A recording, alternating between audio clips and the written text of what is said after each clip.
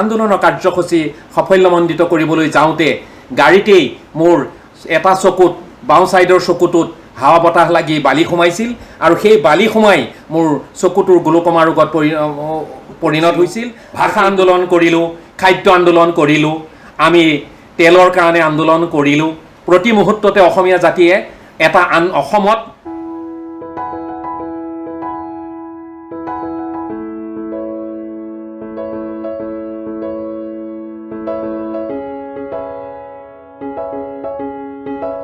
নমস্কাৰ।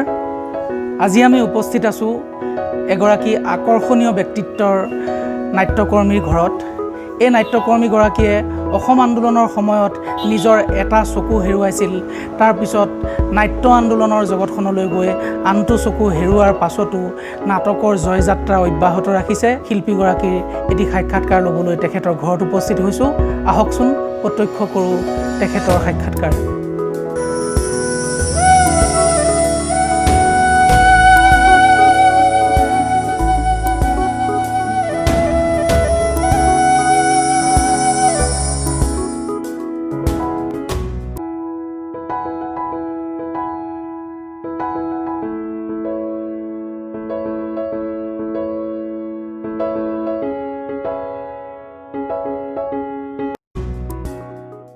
নমস্কাৰ। নমস্কাৰ। হয়, টাইমলাইন অসমৰ দৰ্শকসকললৈ আজি শিল্পীৰ পৃথিৱীত আমি লৈ আহিছোঁ নাট্যকাৰ, নাট্যশিল্পী, কবি, সমাজকৰ্মী, অসম আন্দোলনৰ এগৰাকী সক্ৰিয় কৰ্মী শিৱ হাজৰিকাৰ ঘৰলৈ। এয়া শিৱ হাজৰিকা আমাৰ মাজত উপস্থিত আছে। আপোনাৰ পৰা আমি প্ৰথমতে আপোনাৰ পৰিচয়টো জানিব বিচাৰিম। মোৰ নাম শ্ৰী শিৱ হাজৰিকা, গাঁও সিধাবাৰী, লক্ষীনাথ বেজবৰুৱা জন্মস্থান আহঁতগুৰি, জিলা মৰিগাঁও, অসম। বৰ্তমান মই এতিয়া সিধাবাৰীতে আছোঁ। এই নাট্য আন্দোলনটোৰ সৈতে আপুনি কেনেকৈ জড়িত হ'ল? নাট্য আন্দোলনটো জড়িত এনেধৰণে হ'লোঁ। আহঁতগুৰি যেতিয়া আমাৰ নগাঁও জিলাৰ অবিভক্ত হৈ আছিল, তেনে সময়তে আমাৰ আহঁতগুৰিত প্ৰতি বছৰে বিভিন্ন সময়ত বিভিন্ন জন্ম দিৱসেই হওক, কিবা অন্যান্য দিৱসতেই বিভিন্ন ধৰণৰ সাংস্কৃতিক অনুষ্ঠান, নাট্য অনুষ্ঠান কৰিবলগীয়া হয় আৰু সেই অনুষ্ঠানতেই মই জড়িত হৈছিলোঁ। মই 12 বছৰ বয়সৰ পৰাই নাটকৰ আৰম্ভ কৰিছিলোঁ। 12 বছৰ বয়সতে মই অসমীয়া নাটক ক্ষেত্ৰবাহু নামৰ এখন নাটকত এজন মুনিৰ শিষ্যৰ অভিনয়ে মই অভিনয় কৰি ৰাইজৰ পৰা প্ৰশংসা লৈ প্ৰতি বছৰে মই নাট্য জগতলৈ এখোজ দুখোজকৈ মই আগুৱাই যাবলৈ ধৰিলোঁ। আৰু আহঁতগুৰি অঞ্চলত বা আহঁতগুৰি আঞ্চলিক যি অগ্ৰদূত নাট্য সমাজ আছে, বৰ্তমান সেই নাট্য সমাজৰ এতিয়া মই উপসভাপতি হিচাপে মই দায়িত্ব লৈ আছোঁ। কিন্তু সেই অগ্ৰদূত নাট্য সমাজতে প্ৰতি বছৰে দুখনকৈ সামাজিক নাটক আমাৰ ইয়াত পৰিৱেশন কৰা হয় আৰু আহঁতগুৰি অঞ্চলটোত বিভিন্ন ধৰণৰ কৃষ্টিৰ এটা বৰ ভৰপক আছিল আৰু সাংস্কৃতিক পথাৰখন বৰ দ আছিল। সেইকাৰণে মই সুবিধা পাইছিলোঁ এই আহঁতগুৰি অঞ্চলত জন্ম লৈ মই সাংস্কৃতিক পথাৰখনত আগুৱাই যাবৰ পৰা এটা মহান শক্তি পাইছিলোঁ। হয়, আপোনালোকে জানি আচৰিত হ'ব যে তেখেতে অভিনয় কৰা প্ৰতিখন নাটক, প্ৰতিটো অনুষ্ঠান তেখেতৰ মুখস্থ আছে, প্ৰতিটো ডায়লগ তেখেতৰ মুখস্থ আছে আৰু ই আমাৰ বাবে অতি দুৰূহ কাম। দৃষ্টিহীন হৈও এখন নাটকৰ ডায়লগ মুখস্থ কৰা আৰু তাক পৰিৱেশন কৰা। আচৰিত ধৰণে শিল্পীগৰাকীয়ে নিজে প্ৰতিখন নাটকৰ ডায়লগ মুখস্থ কৰে আৰু নাটক শেষ হোৱাৰ পাছতো আজীৱন তেখেতৰ প্ৰতিখন নাটকৰ ডায়লগ মুখস্থ আছে। অসম আন্দোলনত আপুনি কেনেকৈ জড়িত হৈছিলে? মই অসম আন্দোলনত জড়িত হৈছিলোঁ 1979 চনত, যেতিয়া ছাত্ৰ সন্থাবিলাক গঠন হৈছিল। আহঁতগুৰি আঞ্চলিক ছাত্ৰ সন্থা গঠন কৰি লৈ স্বেচ্ছাসেৱক বাহিনীৰ অধিনায়ক হিচাপে মই আন্দোলনৰ গুৰি ধৰিছিলোঁ আৰু 4 বছৰীয়া আন্দোলন মই জড়িত থাকি অসম আন্দোলনত এটা বাতাবৰণত আমি ভাল ছবি এখন দেখা পাইছিলোঁ। সেই আন্দোলনৰ সময়তে 1983 চনৰ যেতিয়া গোটেই অসমত জুই জ্বলিছিল, সেইখিনি সময়ত মৰিগাঁও জিলাত আন্দোলনৰ কাৰ্যসূচী সাফল্যমণ্ডিত কৰিবলৈ যাওঁতে গাড়ীতেই মোৰ এটা চকুত বাওঁ ছাইডৰ চকুটোত হাৱা বতাহ লাগি বালি সোমাইছিল আৰু সেই বালি সোমাই মোৰ চকুটোৰ গ্লুক'মা ৰোগত পৰিণত হৈছিল আৰু সেই গ্লুক'মা ৰোগ গুৱাহাটী মেডিকেল কলেজত যদিও মই অস্ত্ৰোপচাৰ কৰিছিলোঁ, কিন্তু অস্ত্ৰোপচাৰত মোৰ দুৰ্ভাগ্য হিচাপে মই চকু হেৰুৱাব লগা হ'ল। আৰু সেই তেতিয়াৰ পৰাই মই আন্দোলন এৰি দিয়া নাছিলোঁ, আৰু সেই আন্দোলনৰ কাৰ্যসূচী মই সাফল্যমণ্ডিত কৰি য'তে ত'তে মই গৈছিলোঁ, আৰু তীব্ৰভাৱে বিদেশী বহিষ্কাৰ আন্দোলনত মই অৰিহণা যোগাইছিলোঁ আৰু দায়িত্ব পালন কৰিছিলোঁ। অসম আন্দোলন অসমৰ ইতিহাসৰ এটা ডাঙৰ পৰিঘটনা। এই পৰিঘটনাটো আজিৰ তাৰিখত সাফল্যমণ্ডিত হৈছে বুলি আপুনি ভাবেনে? সেইটো কিন্তু অসম বিদেশী বহিষ্কাৰ আন্দোলনত ইতিমধ্যে আমাৰ আন্দোলনটো আমি বহুত কৰিছিলোঁ। ভাষা আন্দোলন কৰিলোঁ, খাদ্য আন্দোলন কৰিলোঁ, আমি তেলৰ কাৰণে আন্দোলন কৰিলোঁ। প্ৰতি মুহূৰ্ততে অসমীয়া জাতিয়ে অসমত প্ৰতিটো আন্দোলন কৰিলেহে কিবা এটা তাৰ ফলাফল পোৱা যায় আৰু কেতিয়াবা পোৱা নাযায়। আমি বিদেশী বহিষ্কাৰ আন্দোলন কৰিলোঁ সঁচা, কিন্তু তাৰ ফলস্বৰূপে এতিয়া কিন্তু আমি এটা শূন্য হাতত লৈ আছোঁ। সেইবিলাক সকলোৱে বাদ দিলে, আৰু যিসকল নেতাই আন্দোলন কৰিছিল অসম বিদেশী বহিষ্কাৰ আন্দোলন, সেই নেতাসকল বৰ্তমান এতিয়া নিদ্ৰামগ্ন। এই গোটেই কথাটো আপোনাৰ এখন নাটক হেন নালাগেনে? নাটক লাগে, আৰু এই নাটকৰ পৰিণতিতেই এখন মই ধাৰাবাহিক লিখিবলৈ প্ৰস্তুত হৈছিলোঁ। হাতত কলম লওঁতে মোৰ চকু হেৰুৱাবলগীয়া হয়। সেইখনে আছিল জীয়া জুই। জীয়া জুই নামৰ ধাৰাবাহিকখন লিখিবলৈ হাতত কলম লওঁতে মই দুই চকুৰ যেতিয়া নেদেখা হৈ গ'লোঁ, তেতিয়াই মই তাৰমানে স্তব্ধ হৈ থাকিবলগীয়া হ'ল। আমি জানিব পৰা মতে নাটকৰ সৈতে জড়িত হৈ থাকোঁতেই, নাটক মঞ্চস্থ হৈ থাকোঁতেই আপোনাৰ দ্বিতীয়টো চকু আপুনি হেৰুৱাব লগা হৈছিল। সেই সম্পৰ্কে কিবা ক'ব নেকি? মই দ্বিতীয় চকুটো যেতিয়া মই সোঁ চকুটো হেৰুৱাবলগীয়া হয়, সেই সোঁ চকুটো হেৰুৱাবলগীয়া হওঁতে আহঁতগুৰি আঞ্চলিক দুৰ্গা পূজাৰ মই এতিয়াও বৰ্তমানলৈকে সাংস্কৃতিক বিভাগৰ সভাপতি দায়িত্বতে আছোঁ। মোৰ দায়িত্বত এখন নাটক দিলে মই সিধাবাৰী গাঁৱতে যুৱক যুৱতীসকলক লৈ শিৱশক্তি নামৰ এখন যাত্ৰা নাটক মই খুলিলোঁ, আৰু সেই যাত্ৰা নাটকত এটা মই কমেডিয়ান ৰোল, যিটো খুহুতীয়া ৰোল এটা লৈছিলোঁ। সেই খুহুতীয়া ৰোলটোত এজনী ছোৱালীক মই আক্ৰমণ কৰিবলৈ যাওঁতে তেওঁক মোক চাবুকেৰে কোবাব লাগে, আৰু ৰিহাৰ্চেলত মই তেওঁক ভৰিত তলত তাৰমানে মই চাবুক ব্যৱহাৰ কৰাবলৈ শিকাইছিলোঁ। কিন্তু নাটকৰ দিনাখন তেওঁ প্ৰথম দৃশ্যতেই সেই চাবুকৰ কোব মোৰ সোঁ চকুটোত লগাই চকুৰ পৰ্দা ফালি যায়, আৰু চকুৰ তেজ বৈ আহে। সেই তেজ মুচি মই গোটেই নাটক সমাপ্ত কৰিছিলোঁ, আৰু গৈ মই নগাঁও অসামৰিক চিকিৎসালয়ত ভৰ্তি হৈ অস্ত্ৰোপচাৰৰ কাৰণে মই আগবাঢ়িলোঁ। কিন্তু অস্ত্ৰোপচাৰত মই সুফল নাপাই চিৰদিনৰ কাৰণে মই দুইটা চকুৰ হেৰুৱাবলগীয়া হ'লোঁ। চকুৰ এই পৰিঘটনাৰ পাছতো আপুনি কিদৰে নাটকৰ সৈতে জড়িত হৈ থাকিল? কিদৰে নাটকৰ জড়িত তাৰমানে মোৰ চকুৰ গ'ল যদিও মই মনতে এটা সাহস কৰি ল'লোঁ যে মই নাটক যিহেতু ভাল পাওঁ, গুৰুজনাই সৃষ্টি কৰি যোৱা যিবিলাক কৃষ্টি, এই কৃষ্টিবিলাক যদি আমি জীয়াই নাৰাখোঁ, তেতিয়াহ'লে নৱপ্ৰজন্মসকলে এইবিলাক পুতি পেলাব, আৰু তেতিয়া এই বস্তুটো হেৰাই যাবগৈ। ই তাৰমানে আৰু আমি বিচাৰি নাপাম। গতিকে মই এনেকুৱা এটা কৰিলোঁ যে নাটক কৰিব লাগিব, সমাজতেই হওক, অঞ্চলতেই হওক, প্ৰতি নামঘৰতে গৈ মই ক'লোঁ যে আপোনালোকে গুৰুজনাই সৃষ্টি কৰা নাটকসমূহ কৰিব লাগিব। গতিকে প্ৰতি বছৰে আপোনালোকে পালনাম পাতে, সেই পালনামতে আপোনালোকে নাটক কৰক। গতিকে মোৰ সিধাবাৰী গাঁৱত আজি 400 বছৰৰ আগৰ পৰা ধৰি এই গাঁৱতে পানী তোলা বহাগমহীয়া দিনে ৰাতি অসমীয়া ভাওনা হয়। এই অসমীয়া ভাওনাৰ দিনৰ নাটকবিলাক মই লিখোঁ, মই নাটক কৰোঁ। নাটক মই এনেকুৱা ধৰণকৈ কৰোঁ, মই নিজৰ ব্ৰেইনটোৰ ওপৰত এজনৰ লগত মই যুদ্ধ কৰিব লাগে, তেওঁক মই থাপ মাৰি ধৰি লওঁ, ডাইৰেকশ্যন দিয়া থাকে, থাপ মাৰি ধৰি লৈ মই যুদ্ধ কৰোঁ। বচন কৰিব লাগে, মই বচন কৰোঁ, আৰু নিজৰ মুখৰ মেকআপ চেকআপ মই আগতেওতো কৰোঁ, আৰু এতিয়াও মই নিজৰ মেকআপ, নিজৰ ড্ৰেছ চেছবিলাক মই নিজে পিন্ধি পেলাই মই নাটক কৰি আছোঁ। আৰু মই ভাবিছোঁ যে মই জীয়াই থকালৈকে, যেতিয়ালৈকে মই ধাৰিয়ে পাতিয়ে নালাগিম, তেতিয়ালৈকে মই এই যি সাহিত্য সংস্কৃতি বা নাট যিটো মোৰ যাত্ৰাৰ অভিযান, এয়া যাতে মই কোনোদিনে মই বাধা নাৰাখিম, মই কৰি যাম। হয়, কৃষ্টি, সংস্কৃতি, নাটক, জীৱন, সমাজ ভালপোৱা এই শিল্পীগৰাকীয়ে অসমৰ বিভিন্ন প্ৰান্তত নাটক মঞ্চস্থ কৰিছে। আপুনি নাটকৰ লগত অসমৰ কোন কোন ঠাইলৈ গৈছে বাৰু এতিয়ালৈকে? মই নাটকৰ কাৰণে মই গৈছোঁ মায়ং জাৰগাঁও। হয়, মায়ং জাৰগাঁও প্ৰথম ষ্টাৰ্ট।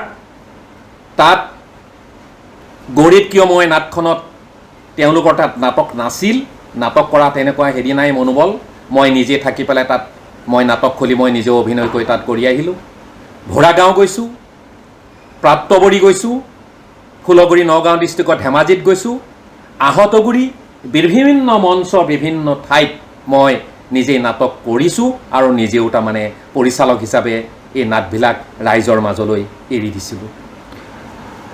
দৃষ্টি নোহোৱাকৈ নাটক পৰিচালনা, নাটক ৰচনা, অভিনয় কৰা অন্ততঃ মোৰ বাবে এটা দুৰূহ কাম, হয়তো দৰ্শকসকল আপোনালোকৰ কাৰণেও এটা দুৰূহ কাম। এই কামফেৰা তেখেতে অব্যাহত ৰাখিছে।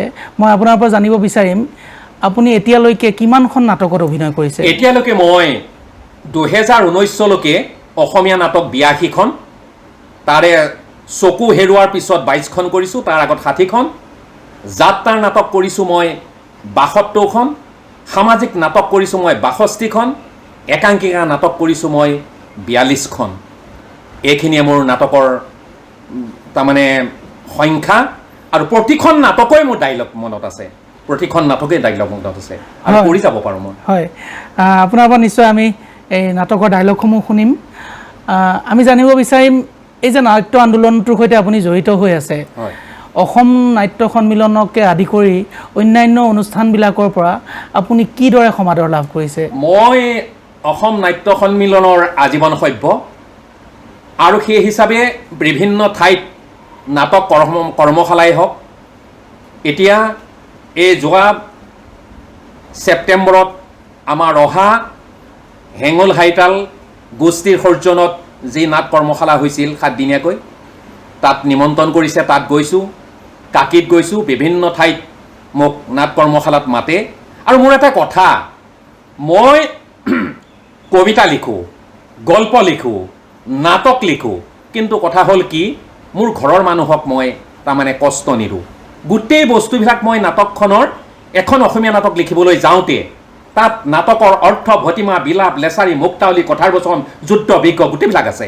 সেইবিলাক মই নিজে ব্ৰেইনত কেছেট বনোৱা দি আগে বনাই লওঁ, লৈ পেলাই তাৰ পিছতহে মোৰ পৰিবাৰেই হওক, মোৰ ছোৱালীজনীয়ে হওক বা কোনোবা ভতিজা ভাগিন কাৰোবাৰ ঘটনাই মই কেৱল লিখাই যাওঁ। কিন্তু তেওঁলোকক কলম ধৰিবলৈ দি কিন্তু মই ৰৈ নাথাকোঁ, ভাবি নাথাকোঁ, কাৰণ অলৰেডি মই ব্ৰেইনত মই কেছেট বনোৱা দি বনাই লৈ কেৱল এৰিহে দিওঁ মই তাৰমানে। নাট্য সন্মিলনৰ পৰা পোৱা স্বীকৃতিটোৰ বিষয়ে ক'ব নেকি আপুনি? নাট্য সন্মিলনৰ পৰা স্বীকৃতিটো হ'ল কি, তেখেতলোকে মোক এবাৰ সুধিছিল যে আপুনি কেনেধৰণৰ নাট্যৰ আন্দোলনত আপোনাৰ কেনেধৰণৰ জড়িত। বোলো নাট্য আন্দোলনৰ কাৰণে মই সদায় জড়িত, আৰু সদায় মই সচেতন, সজাগ যে আমি যদি এই নাটকৰ আমি এই যি সংস্কৃতি, এই সংস্কৃতি যদি আমি হেৰুৱাই দিওঁ আৰু আমি যদি ইয়াক ঠিকমতে ধৰি নাৰাখোঁ, তেতিয়াহ'লে নৱপ্ৰজন্মসকলৰ মাজত এই বস্তুটো একেবাৰে নাইকিয়া হৈ যাব। তেতিয়া আমি অসমীয়া বুলি ক'বলৈ আমাৰ লজ্জাজনক হ'ব। যি জাতিৰ কৃষ্টি নাথাকিব, সেই জাতি খুব কম সময়ৰ ভিতৰতেই মৃত্যু হয়। সেইকাৰণে মই অসম নাট্য সন্মিলনৰ বহুকেইজন সদস্যই মই নগাঁও পুথিভঁৰালত ডিষ্ট্ৰিক্ট লাইব্ৰেৰীত মোক মাতি নি তেখেতলোকে বিভিন্ন ধৰণৰ হেৰি কৰিছিল, আৰু সেই নগাঁও ডিষ্ট্ৰিক্ট লাইব্ৰেৰীত নাট কৰ্মশালাটো মই তাৰমানে অংশগ্ৰহণ কৰিবলৈ সুবিধা পাইছিলোঁ। অসম সাহিত্য সভাৰ পৰা আপুনি এটা সন্মান লাভ কৰিছে? হয়, পাইছোঁ। হয়, সেইটোৰ বিষয়ে কওকচোন। অসম সাহিত্য সভাৰ সন্মান মই 18 বছৰ আহতগুৰি শাখা সাহিত্য সভাৰ কাৰ্যকৰী সদস্য হৈ থাকি 15, 16, 17 মই উপসভাপতি দায়িত্বত থাকি তাৰপিছতে সভাপতি মৃত্যু হোৱাৰ পিছত পূৰ্ণাংগ সভাপতিৰ দায়িত্বত দিলে, আৰু সেই সময়তে অসম সাহিত্য সভাই এটা ঘোষণা কৰিলে যে 17 চনত অসম সাহিত্য সভা শতবৰ্ষ পূৰ হ'ব। এই শতবৰ্ষত যিসকলে 100 জন আজীৱন সভ্য গঠন কৰি দিব পাৰিব, তেওঁলোকক শতদল সন্মান আমি তাৰমানে হেৰি কৰাৰ স্বীকৃতি দিয়া হ'ব। তেতিয়া মই নিজে 6 মাহকৈ ভাত পানী বাদ দি সেই আহতগুৰি শাখা সাহিত্য সভাৰ সভাপতি হিচাপে দায়িত্ব লৈ মোৰ লগত আছিল বৰ্তমান এতিয়া সভাপতি মোৰ সত্যহাজ দাদা শিশুৰাম শইকীয়া। তেখেতলোকে মোক যথেষ্টখিনি সহায় কৰিছিল। 104 জন মাত্ৰ আগতে আজীৱন সভ্য আছিল, আৰু 104 জন মই আজীৱন সভ্য কৰি 1,04,000 টকা অসম সাহিত্য সভাৰ গুৱাহাটী অসম সাহিত্য সভাৰ তাৰমানে মূল কাৰ্যালয় মজিয়াত মই জমা দি, আৰু তেওঁলোকক 104 জনক মই চাৰ্টিফিকেট আৰু আই কাৰ্ড আনি পেলাই বিতৰণ কৰিছিলোঁ। আৰু সেই হিচাপে 17 চনৰ যি 100 বছৰ পূৰ্ণাংগ অসম সাহিত্য সভা শতবৰ্ষীয়ত মোক বিশেষ সংগঠক কথাটো তেওঁলোকে তাৰমানে প্ৰদান কৰিছে অসম সাহিত্য সভাৰ তৰফৰ পৰা। মই খুব সাদৰে গ্ৰহণ কৰিলোঁ অসম সাহিত্য সভাৰ শতবৰ্ষ বিশেষ সংগঠক কথা, আৰু লগতে 100 বছৰৰ ভিতৰত গোটেই অসমত অসম সাহিত্য সভা হওক, জিলা সাহিত্য সভা হওক, শাখা সাহিত্য সভা হওক, এই 3 খলপীয়া সাহিত্য সভাৰ দৃষ্টিহীন সভাপতি হিচাপে 100 বছৰৰ ভিতৰত এজনেই আছিলোঁ, সেইজনেই হ'লোঁ মই শিৱ হাজৰিকা। এইটো অসম সাহিত্য সভাৰ ইতিহাসত ঠাই দিছে। নিশ্চয় আপোনালোকে গম পাব, মোৰ মৃত্যুৰ পিছতো যদি কেতিয়াবা অসম বুৰঞ্জী পুনৰ ওলায়, তেতিয়াহ'লে 100 বছৰৰ ভিতৰত দৃষ্টিহীন সভাপতি অসম সাহিত্য সভাৰ শাখাৰ আহঁতগুৰি শতদল শাখা সাহিত্য সভাৰ শিৱ হাজৰিকাৰ নামটোৱেই আপোনালোকে সকলো ৰাইজে জানিবলৈ পাব। হয়, আপোনাৰ নাটকৰ উৎসাহ বুলি ক'লে আপুনি অসমৰ কোনগৰাকী নাট্যকাৰৰ নাটকক অগ্ৰাধিকাৰ দিয়ে? মইতো আমি প্ৰথমে নটগুৰু নট ফণী শৰ্মাদেৱক আমি শ্ৰদ্ধা জনাবই লাগিব, নটসূৰ্য। তাৰপিছতে মই যেতিয়া নাটক বেছিভাগ কৰিছিলোঁ, চকুৰ মোৰ তাৰমানে এনে অৱস্থা নোহোৱাৰ আগত, দুৰ্দশা নোহোৱাৰ আগত, তেতিয়া প্ৰফুল্ল বৰা নাটকে বেছি কৰিছিলোঁ। প্ৰফুল্ল বৰাৰ কৰিছিলোঁ, মহেন্দ্ৰ বৰঠাকুৰৰ কৰিছিলোঁ, অৱতাৰ সিঙৰ কৰিছিলোঁ, অভিজিত ভট্টাচাৰ্যৰ কৰিলোঁ। গতিকে মই যি কাহিনীমূলক সামাজিক নাটক, সেই কাহিনীমূলক সামাজিক নাটক প্ৰফুল্ল বৰাৰ ওপৰত নাটক কিন্তু মই নাভাবোঁ, কিন্তু তেখেতৰ নাটকৰ যি কাহিনী, সেই কাহিনীসমূহ এতিয়াও মোৰ মনত আছে। সেয়া নাটকে মই কৈছিলোঁ। মই কিন্তু তেখেতক মই স্বীকৃতি দিব বিচাৰোঁ নাটকৰ ক্ষেত্ৰত। আৰু বৰ্তমান সময়ত শুনা যায় এই যে থিয়েটাৰী নাটক, এই নাটকসমূহ খুব পাতল হৈ গৈছে বা খুব টেকনিকৰ ব্যৱহাৰৰ ফলত নাটকৰ যিটো অৰিজিন বস্তু সেইটো নাইকিয়া হৈ গৈছে বুলি কয়। আপুনি এই ক্ষেত্ৰত কি মন্তব্য আগবঢ়াব?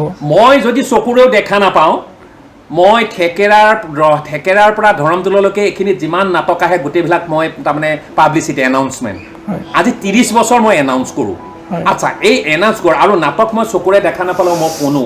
কিন্তু নাটকবিলাক এনেকুৱা হৈছে, নাটকবিলাক ব্যৱসায় ভিত্তিলৈ গৈ খুব কম সময়তে খণ্ড খণ্ডকৈ কেইটামান টুকুৰা আনি পেলাই তেওঁলোকে নাটক কৰিবলৈ বিচাৰিছে।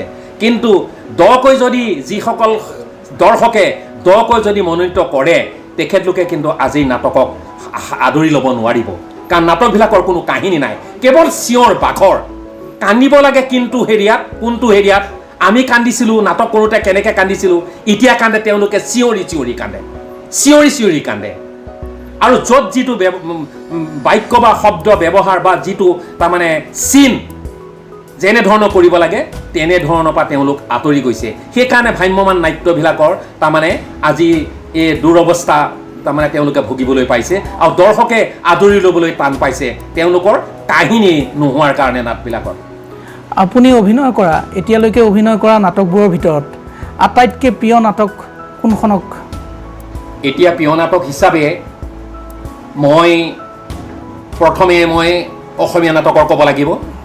কাৰণ যিহেতু মই অসমীয়া মানুহ হিচাপে গুৰুজনাই সৃষ্টি কৰা নাটকৰ ক্ষেত্ৰত বা তেওঁ কৃষ্টিসমূহত ৰক্ষা কৰিবলৈ গৈ মই প্ৰথমে গুৰুজনাৰ নাটকেই মই কৰিব লাগিব।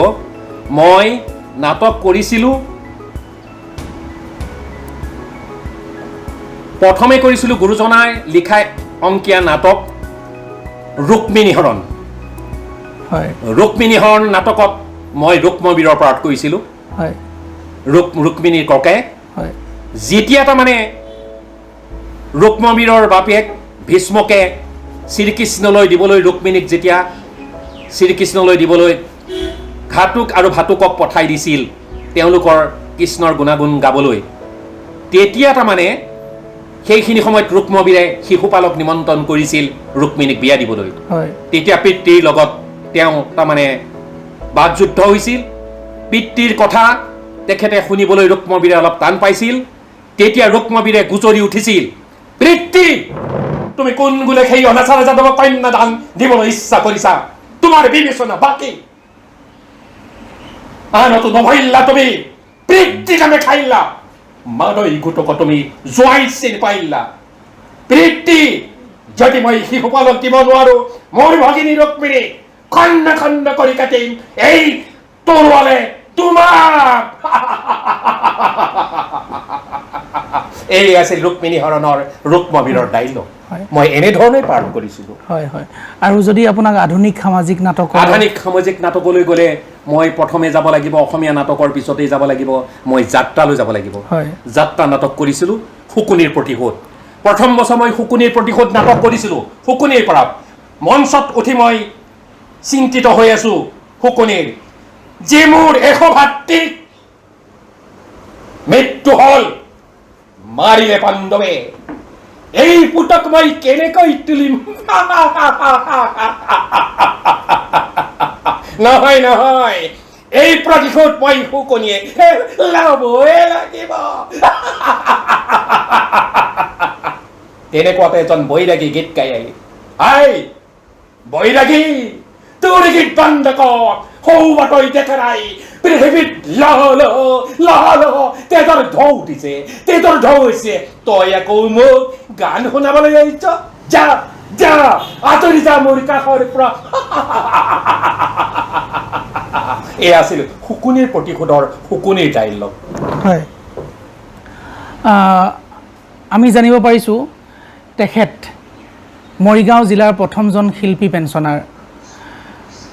শিল্পী পেঞ্চনাৰ হিচাপে আপোনাক অভিনন্দন জনাইছোঁ এগৰাকী শিল্পীয়ে শিল্পী পেঞ্চন পোৱাৰ ক্ষেত্ৰত যি অসুবিধা বৰ্তমান ফেচ কৰিব লগা হয় আমি বিভিন্ন মাধ্যমত শুনিবলৈ পাওঁ আপুনি তেনেকুৱা কিবা সন্মুখীন হৈছিল নেকি মই শিল্পী পেঞ্চন পোৱাৰ ক্ষেত্ৰত বিপদগামী নহ'লোঁ এইটো কাৰণেই আহঁতগুৰিত মই আছোঁ বোপাইহঁত লিলিঅ' লিলি আহঁতগুৰি নতুন বাট এই তিনিখন নাটকত আমাৰ ডাইৰেক্টৰ হিচাপে আহিছিল আমাৰ ছাৰ জইণ্ট ডাইৰেক্টৰ হিচাপে তেওঁক ৰিটায়াৰ কৰিছে দুলাল ৰয় ছাৰ সেই দুলাল ৰয় ছাৰে আহি যেতিয়া নাটক শিকালে সেই নাটক শিকোৱাৰ পিছতেই ছাৰৰ লগত ভাল চিনা পৰিচয় হ'লোঁ আৰু বিভিন্ন অনুষ্ঠান প্ৰতিষ্ঠানৰ পৰা মই সন্মান পালোঁ সেই সন্মানৰ যি তাৰমানে পত্ৰ সেই পত্ৰবিলাকো মই হেৰি কৰি দিলোঁ দি মই আবেদন কৰিবলৈ যাওঁতে ছাৰে মোক লগ পালে ছাৰে লগ পাই লগৰ লগত ক'লে এইটো বয়সৰ সীমা নাই শিক্ষাৰ সীমা নাই গতিকে তোমাক মই ভালদৰে জানো গতিকে তুমি নিশ্চিন্ত থাকা তুমি শিল্পী পেঞ্চন তোমাৰ হৈ আছে গতিকে মোৰ ক্ষেত্ৰত যিটো হৈছিল কিন্তু এতিয়া তাতকৈ তাৰমানে বেলেগ বেলেগ ক্ষেত্ৰ হৈ গৈছে বিভিন্ন ধৰণৰ প্ৰমাণ পত্ৰ বিচাৰে কিবা লাগে ইটো লাগে সিটো লাগে এইবিলাক কৰি কিছুমানে তাৰমানে প্ৰাপ্য পাবলগীয়া শিল্পীসকলেও বৰ্তমানলৈকে এতিয়া কিন্তু শিল্পী পেঞ্চন গ্ৰহণ কৰিব পৰা নাই হয় বৰ্তমান যি সামাজিক প্ৰেক্ষাপট হয় এই সামাজিক প্ৰেক্ষাপটত সেই অসম আন্দোলন ভাষা আন্দোলন খাদ্য আন্দোলনৰ নিচিনাই কা আন্দোলনৰ এটা ৰূপ আমি দেখিবলৈ পাওঁ হয় আৰু কা আন্দোলনটো কেতিয়াবা উত্থান হৈছে আকৌ কেতিয়াবা বা ডমিনেট হৈছে আকৌ কেতিয়াবা নাটক হৈছে আৰু বৰ্তমান সময়ত কৰোনা ভাইৰাছ লকডাউন এই গোটেইবোৰক লৈ সামাজিক প্ৰেক্ষাপটটোক আপোনাৰ দৃষ্টিভংগী কি কথা হ'ল মই আগতে কৈছোঁ যে অসমৰ ৰাইজে দেশখন শান্তিৰ কাৰণে ভাল বাতাবৰণ এটা সৃষ্টি কৰিবৰ কাৰণে সদায় আন্দোলন কৰি যাব লাগে আৰু আন্দোলন নকৰিলে কোনো সমাধান নহয় আৰু সমাধান কিঞ্চিত হ'লেও অৰ্ধেক ৰৈ যায়গৈ সম্পূৰ্ণ নহয় খালি হ'ব দিম অসমৰ নেতাবিলাক হ'ল আমাৰ জনগণৰ যিবিলাক তাৰমানে আমি নেতা তেওঁলোকৰ কথা হ'ল কি হ'ব দিম গতিকে আমি এতিয়া ইমান কষ্ট ভুগিব লগা হৈছে এই কাৰ আন্দোলন আমাৰ অস্তিত্ব নাইকিয়া হৈছে আমাৰ নিজৰ মানুহে বিদেশী হ'বলগীয়া হৈছেগৈ কাগজে পত্ৰই আৰু যিবিলাক বিদেশৰ পৰা হৈছে সেইবিলাক হ'বলগীয়া হৈছে স্থায়ী বাসিন্দাৰ কাগজে পত্ৰই কিমান সাল সলনি ওৰ জিলাৰ পৰা তোৰ জিলাৰ পৰা ত'ত কিমান দৌৰাই ফুৰিছে কিন্তু ঘৰতে থাকি বা অঞ্চলতে থাকি যে এই যিটো তাৰমানে আমাৰ NRC এই NRC ক্ষেত্ৰত যাতে ঘৰতে বহি পৰিয়ালটোৱে কোনো কষ্ট নোপোৱাকৈ যাতে কামখিনি সমাধান হয় এইটো কিন্তু ক'তো হোৱা নাই কষ্ট ভুগিবলগীয়া হৈছে শদিয়াৰ পৰা ধুবুৰীলৈ শদিয়াৰ এজনী বোৱাৰী আহি ধুবুৰীত যাবলগীয়া হৈছে ধুবুৰী এজনী বোৱাৰী শদিয়ালৈ যাবলগীয়া হৈছে কিন্তু ঘৰতে বহি কৰিবৰ কাৰণে এই সুবিধাটো আমাক তাৰমানে আগবঢ়োৱা নাই আৰু দিয়া নাই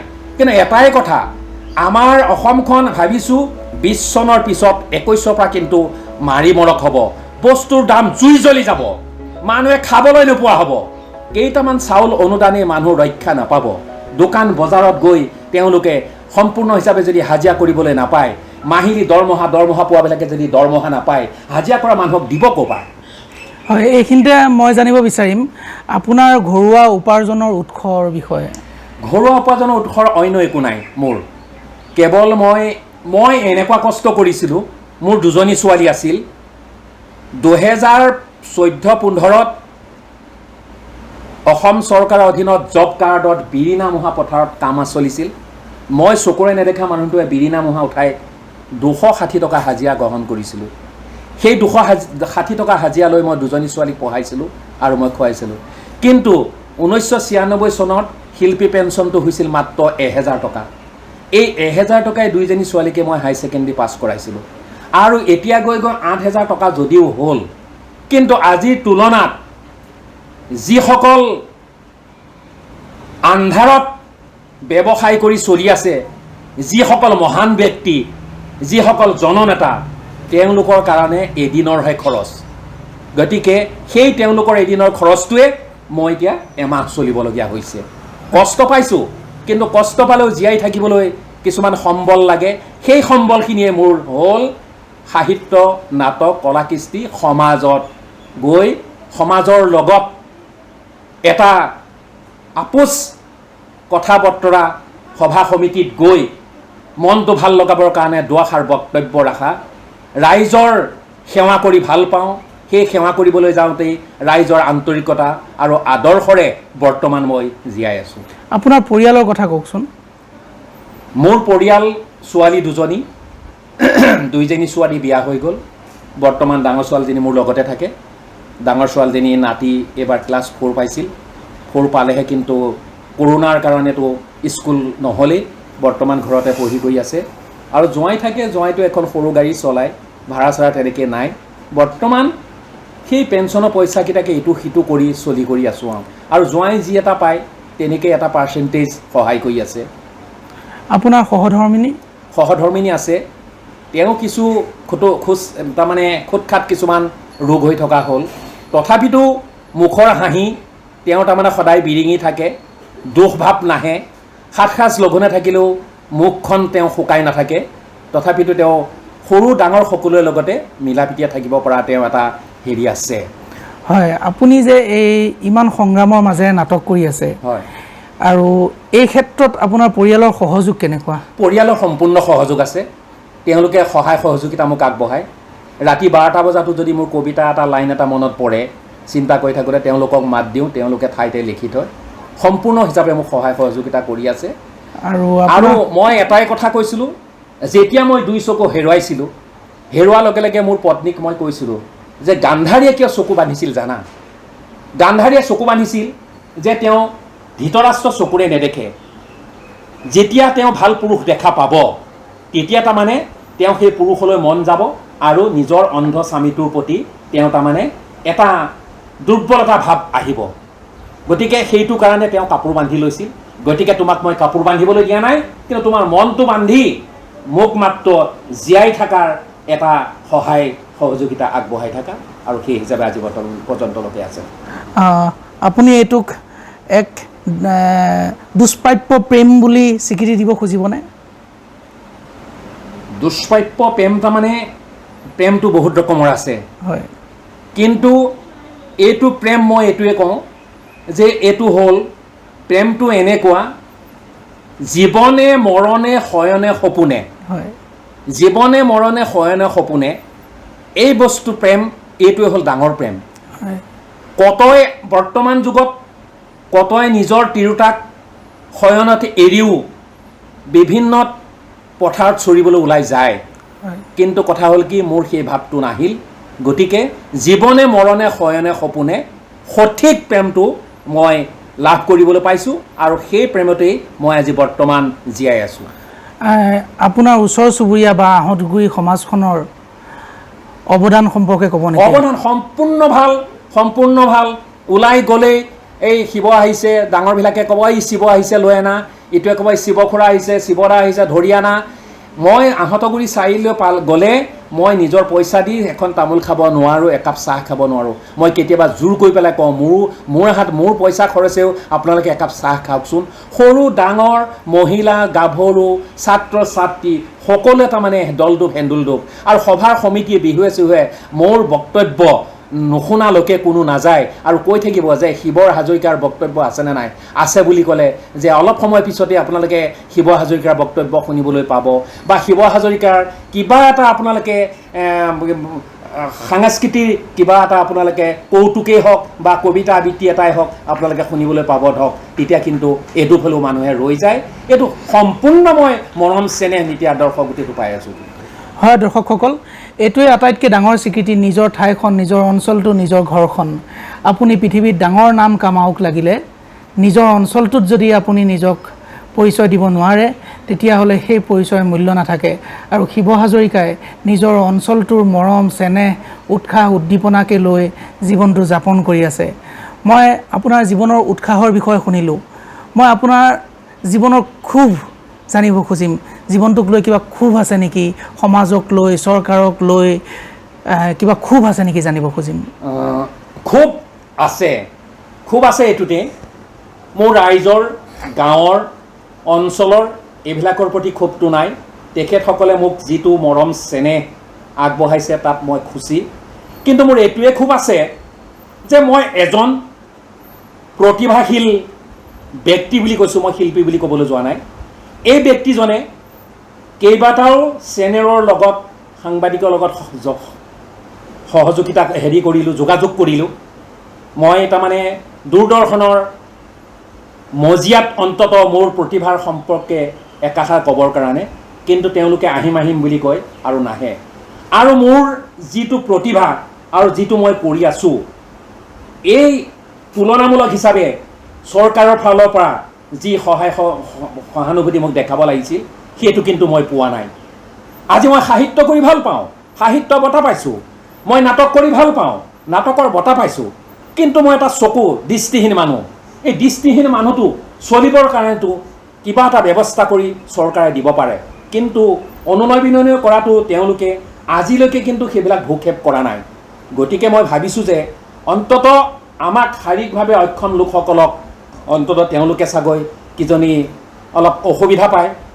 অসুবিধা পোৱাৰ কাৰণে তেওঁলোকে আমি বিচৰাবিলাক বা আমাক প্ৰতিভা বিকাশ কৰিবলৈ সুবিধা দিয়াত তেওঁলোকে অকণমান কৃপণালী কৰে, মই তেনেকুৱাই ভাবোঁ। কিন্তু মোৰ এটাই আশা, মই যদি ফুৰা চাকা কৰিবৰ কাৰণে কিবা এটা সুবিধা পাওঁ, সাহিত্য সভা নালাগে, অসমৰ বিভিন্ন লোক সংস্কৃতিৰ পৰা ধৰি সকলো ক্ষেত্ৰতে নাট্য আন্দোলনলৈকে সকলোবিলাকতেই মই প্ৰতি মুহূৰ্ততে মই চকুৰে নেদেখিলেও আনতকৈ এখোজ মই বেছিকৈ আগুৱাই যোৱাৰ মোৰ মনোবল আছে আৰু শক্তি আছে।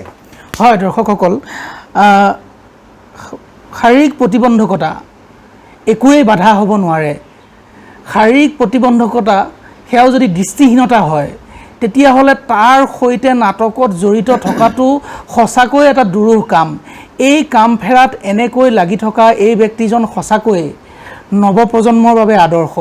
নৱপ্ৰজন্মৰ এই আদৰ্শ ব্যক্তিজনক চৰকাৰ, অনুষ্ঠান প্ৰতিষ্ঠান, বিভিন্ন বিভাগে সহায় সহযোগ কৰি নৱপ্ৰজন্মৰ বিশেষকৈ শাৰীৰিকভাৱে অক্ষম যুৱক যুৱতীসকলৰ বাবে আদৰ্শ হোৱাত প্ৰতিষ্ঠা দিব বুলি মই আশা কৰিলোঁ।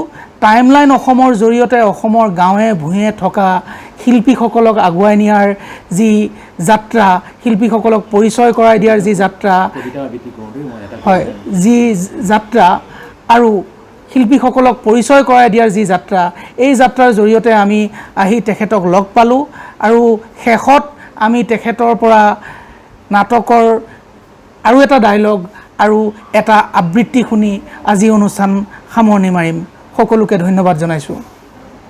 হয়, আপোনাক আমি এটা নাটকৰ ডাইলগ আৰু এটা কবিতা আবৃত্তি কৰিবৰ বাবে অনুৰোধ জনাইছোঁ। অসমীয়া নাটকেই মই সীতাহৰণ নাটকত কুম্ভকৰ্ণ পাঠ কৰিছিলোঁ। অৰ্ধদিন নাটে মোক জগাইছিল। তেতিয়া মই নিদ্ৰাৰ পৰা সাৰ পাই মোৰ ওচৰত মাংস মদৰ কলহ এনেকৈ ভৰ্তি হৈ আছিল। এটা এটাকৈ মই প্ৰাণ কৰি লৈ মই মোৰ অভিনয় আৰম্ভ কৰিছিলোঁ। তেতিয়া মই টোপনিৰ জ্বলা কলাত কুম্ভকৰ্ণ অভিনয় কৰিছিলোঁ। অকালে জগাইলি মোক কি কাৰণ, বুজিলো পুনদেৱ গণে দিছে ৰণ, লাজ নাহি দেৱগান, আহে পুনবাৰ এই পেৰি জানি পিতাৰ নাহি পৰিত্ৰাণ। আৰ ব্ৰহ্মাৰ কাৰ্য লাগে এন্ন যদি বাহে সভা কুকিলিব মই একেই গৰাকীয়ে। এয়া মই কুম্ভকৰ্ণ অভিনয় কৰিছিলোঁ আৰু সামাজিক নাটকৰ জীয়াজয়ী নাটকত মই লগোৱা পাৰ্ট কৰিছিলোঁ। যেতিয়া মই অসুস্থ জ্বৰ মই ড্ৰয়িং ৰুম চাফা কৰিব নোৱাৰো, মালিকনীয়ে মোক খেদিবৰ ইচ্ছা কৰি তেওঁ ডিঙিৰ গহনাডাল টোপোলাত সুমুৱাই দি মোক এটা অভিনয় কৰি মোক খেদাৰ চেষ্টা কৰিছিল। মই আছিলোঁ আঘোণা পাৰ্টত।